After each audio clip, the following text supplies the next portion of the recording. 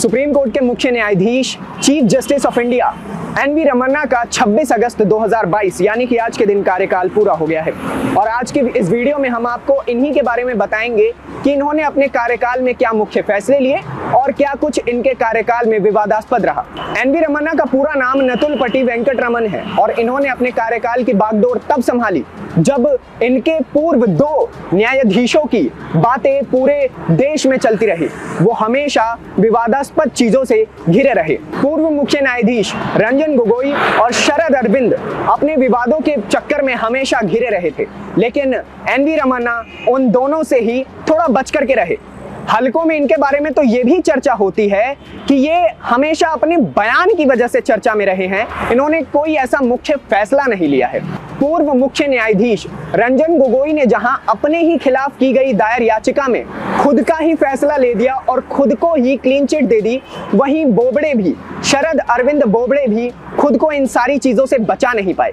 लेकिन एक इनमें से ऐसा निकला, एनवी रमन्ना, जिन्होंने अपने कार्यकाल को पूर्ण तरीके से पूरा किया और विवादों से बचे रहे। 3 दिनों पहले का उनका भाषण भी सुर्खियों में रहा, जब आंध्र प्रदेश के एक विश्वविद्यालय में बतौर मुख्य अतिथि बोलते हुए उन्होंने कहा कि उच्च शिक्षा प्रदान करने वाले संस्थान इसलिए अपना सामाजिक औचित्य खोते जा रहे हैं क्योंकि ये फैक्ट्रियों की तरह काम कर रहे हैं और ये फैक्ट्रियां कुकुरमुत्ते की तरह पनप भी रही हैं।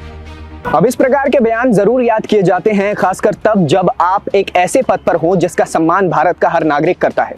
लेकिन उनकी कार्य प्रणाली को न्यायिक हलकों में अलग अलग नजरिए से देखा जाता है। कुछ का मानना है कि वो हमेशा से ही चाहते थे कि वो साफ दामन के साथ बाहर आए। वहीं कुछ का मानना है कि कई महत्वपूर्ण ऐसे केस भी थे जिसमें वो हस्तक्षेप कर सकते थे, लेकिन उन्होंने किया नहीं। उदाहरण के तौर पर जम्मू कश्मीर में अनुच्छेद हटाए जाने को चुनौती देने वाले कई याचिकाएं अभी तक लंबित हैं, जबकि ये अनुच्छेद साल 2019 में ही हटा दिया गया था और उसके फौरन बाद केंद्र सरकार के इस फैसले को चुनौती देने के लिए कई संस्थाओं और लोगों ने सुप्रीम कोर्ट में याचिका दायर की है। वरिष्ठ वकील कामिनी जायसवाल ने बताया कि एनवी रमन्ना ने चाहे ही अपने कार्यकाल में कोई बड़ा फैसला ना लिया हो, लेकिन उन्होंने जनता में विश्वास पैदा किया है। ये विश्वास जनता में बीते 2 न्यायमूर्तियों के बाद से खत्म हो गया था और उन्होंने जनता को ये सिखाया कि ये लोकतंत्र है और उनकी यही सबसे बड़ी उपलब्धि है। आंध्र प्रदेश के कृष्ण जिले में पैदा हुए नुतलपटी वेंकटरमन सरकार के वकील भी रहे हैं और यही नहीं, आंध्र प्रदेश के मुख्यमंत्री जगन मोहन रेड्डी ने उनके ऊपर कई आरोप लगाए, लेकिन उसके बावजूद भी उन्होंने अपने कार्यकाल को सिर ऊंचा रखकर पूरा किया और इसलिए कई लोग उन्हें जेंटलमैन कहकर भी पुकारते हैं।